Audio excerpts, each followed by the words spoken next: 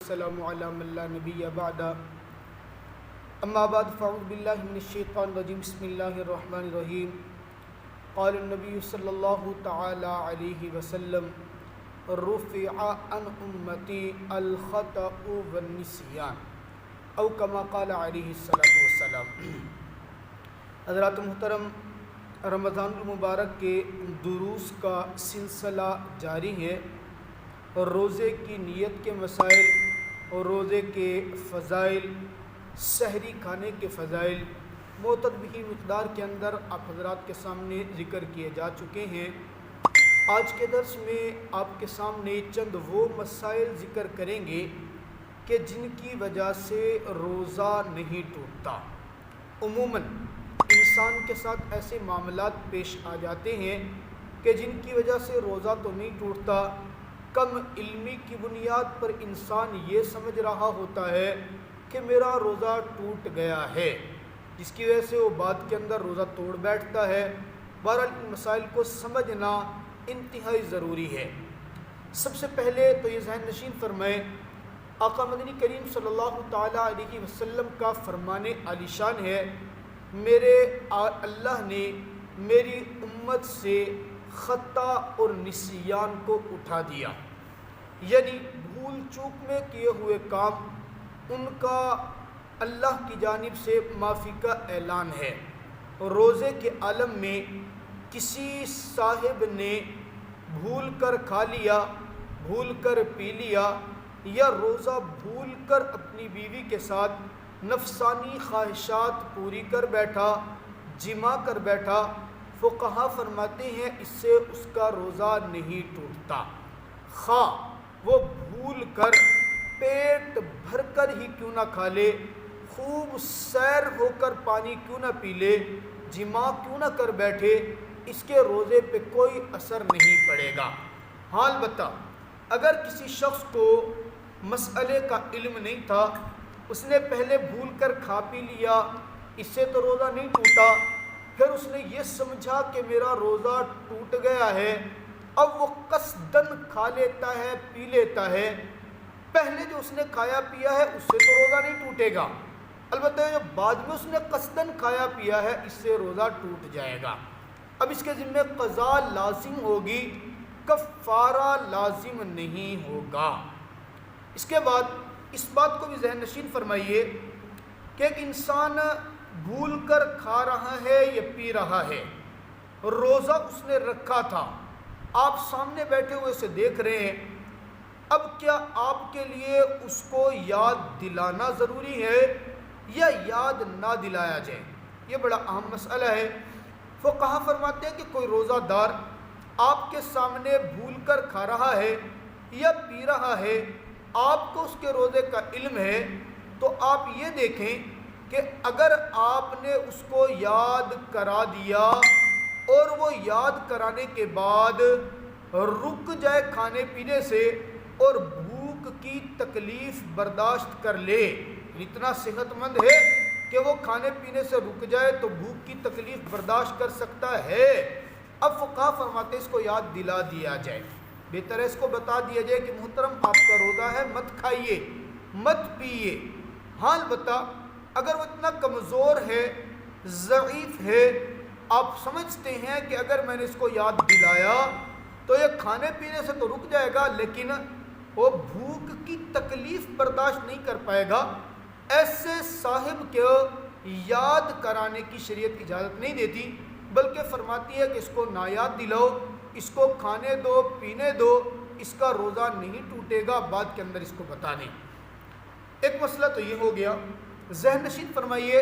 روزے کے عالم میں سر پر تیل لگانا، بدن پر خوشبو لگانا، آنکھوں میں سرما لگانا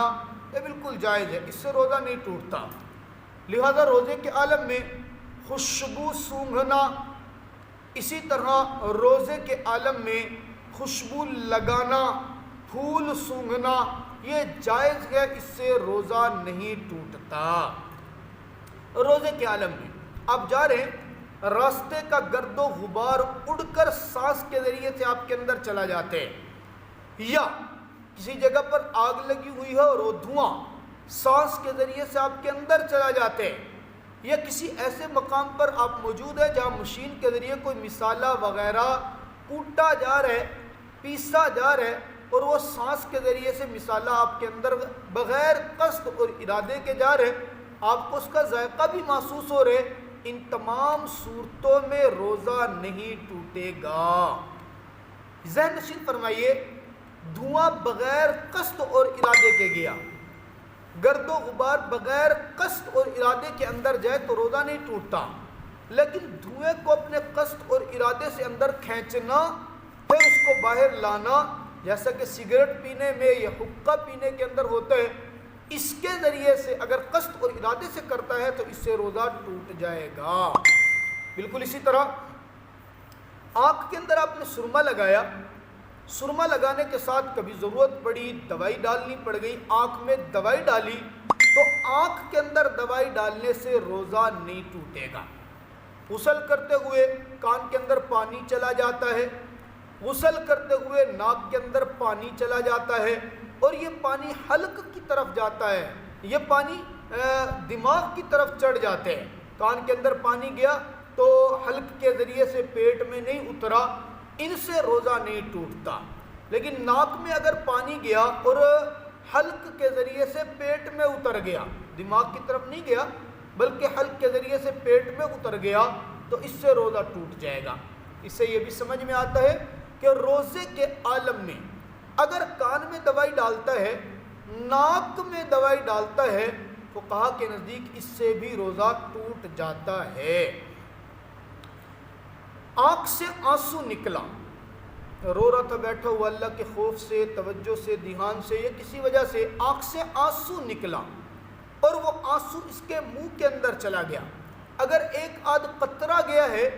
اس کے منہ کے اندر چلا گیا ہے تو بغیر قصد اور ارادے کے گیا تو اس سے تو روزہ نہیں ٹوٹے گا۔ ہاں، آنسو کو منہ میں اتنا جمع کر لینا کہ جس سے آنسو کا ذائقہ، نمکینیت محسوس ہو، جمع کر کے پھر نگلے، یا اسی طرح چہرے پر پسینہ آیا، اس کے قطرات منہ کے اندر گئے اور وہ جمع ہو گئے، پھر ان کو نگل گیا، اس سے روزہ ٹوٹ جائے گا۔ عام طور پہ روزے کے اندر یہ سوال پوچھا جاتا ہے، منہ کے اندر جو لعاب ہوتے، جو خود بخود قدرتی طور پر پیدا ہوتے، یہ لعاب اگر نگل گئے تو کیا اس سے روزہ ٹوٹے گا؟ فقہا فرماتے ہیں کہ نارملی مقدار میں جو لعاب پیدا ہو رہے ہیں وہ آپ نگل رہے ہیں، پھر پیدا ہو رہے ہیں، نگل رہے ہیں، اس سے تو روزہ نہیں ٹوٹتا۔ ہاں، قصداً لعاب اتنا زیادہ منہ میں جمع کرنا اور جمع کر کے پھر نگل جانا، یہ ٹھیک نہیں ہوگا، یہ روزے کو نقصان پہنچائے گا۔ بسا اوقات انسان کے دانتوں سے خون چل پڑتے، سویا پڑا تھا روزے دار، اٹھا تو دانتوں سے خون چل رہا ہے، اب نیند کی حالت میں اگر کوئی چیز گلے میں اتر گئی یا نہیں اتری اس کو علم نہیں ہے، اس کی آنکھ کھلی تو اس نے خون محسوس کیا، اس نے تھوک دیا، اس سے تو روزہ نہیں ٹوٹا۔ لیکن اگر مسوڑوں سے، دانتوں سے اتنا خون چلا کہ وہ خون اس کا ذائقہ منہ میں محسوس ہو رہے، اب یہ نگل رہے، تو اب روزہ ٹوٹے گا یا نہیں؟ اب فقہا فرماتے ہیں کہ اگر خون اور تھوک مکس ہو جائے، خون کی مقدار زیادہ ہو اور تھوک کی مقدار کم ہو تو روزہ ٹوٹے گا، اور اگر تھوک کی مقدار زیادہ ہو،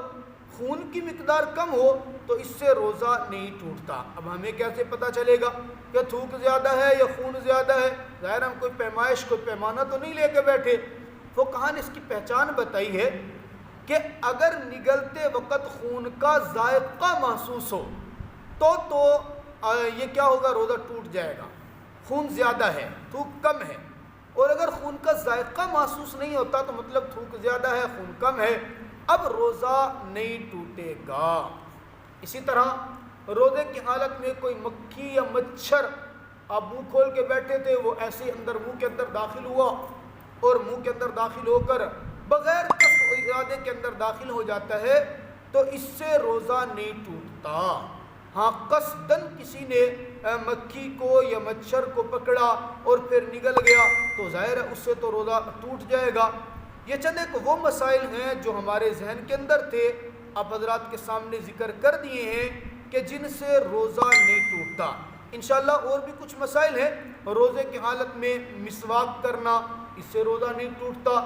دانت کے اندر کوئی چیز پھنس گئی ہے، آپ دانت کا خلال کر رہے ہیں، اب دانت کے اندر پھنسی ہوئی چیز آپ خلال کرتے ہوئے وہ اندر نگل لیتے ہیں تو دیکھیں گے کہ وہ چنے کی مقدار سے کم ہے یا زیادہ ہے۔ چنے کی مقدار سے کم ہو پھر نگل گئے تو روزہ نہیں ٹوٹا، چنے کی مقدار سے زیادہ ہے پھر نگل گئے تو روزہ ٹوٹ جائے گا۔ روزے کی حالت میں آپ منجن استعمال کرتے ہیں، کوئلہ چبا کے استعمال کرتے ہیں، یہ ٹوتھ پیسٹ استعمال کرتے ہیں، یہ سب روزے کو مکروہ کر دیتے ہیں کیونکہ ان کا ذائقہ ہوتا ہے اور ان کے پیٹ میں اترنے کا خدشہ ہوتا ہے۔ اگر پیٹ میں اتر گئے تو روزہ ٹوٹ گیا، پیٹ میں نہیں اترے تو روزہ نہیں ٹوٹے گا، لیکن یہ مکروہ ضرور کر دیں گے۔ ہاں، دانت صاف کرنے کے لیے روزے کے عالم میں آپ مسواک کر لیں، تازہ مسواک کریں یا خشک مسواک کریں، ایسا مسواک کریں کہ جس کو چباتے ہوئے اس کی کڑواہٹ اور ذائقہ محسوس ہو، تب بھی آپ کا روزہ نہیں ٹوٹے گا۔ چند ایک مسائل تھے جو میں نے ذکر کر دیے ہیں، انشاءاللہ بقیہ کل آپ کے سامنے ذکر کریں گے۔ قے آ جانا یا قے کی صورت بن جاتی ہے، ان سے روزہ ٹوٹتا ہے یا نہیں ٹوٹتا ہے۔ ایک اور مسئلہ ذہن نشین فرمائیے، بڑا اہم مسئلہ یاد آ گیا۔ اکثر احباب مسئلہ پوچھتے ہیں کہ رمضان کے اندر صبح سحری کے وقت اگر انسان جنابت کی حالت میں ہو، رات کو احتلام ہو گیا ہے یا بیوی کے قریب گیا تھا، صبح غسل کرنے کا ٹائم نہیں ہے، غسل کرتا ہے تو سحری کا وقت ختم ہوتا ہے، سحری کھاتا ہے تو غسل کا ٹائم نہیں رہتا، اب کیا جنابت کی حالت میں یہ روزہ رکھ لے، سحری کھا لے، یہ پاک ہونا ضروری ہے؟ یاد رکھیے گا، فقہا فرماتے ہیں کہ آپ جنابت کی حالت میں سحری کھا کر روزے کی نیت کرتے ہیں تو آپ کا روزہ ہو جائے گا۔ البتہ سحری کھا لی، سحری کھانے کے بعد جتنا جلد ممکن ہو آپ غسل کریں تاکہ آپ فجر کی نماز باجماعت ادا کر سکیں یا وقت پر ادا کر سکیں۔ بلا وجہ تاخیر کرنا غسل کے اندر یہ گناہ کا سبب ہوگا، لیکن اس سے روزے کے اوپر کوئی اثر نہیں پڑے گا۔ اللہ تعالیٰ مجھے اور آپ کو سمجھنے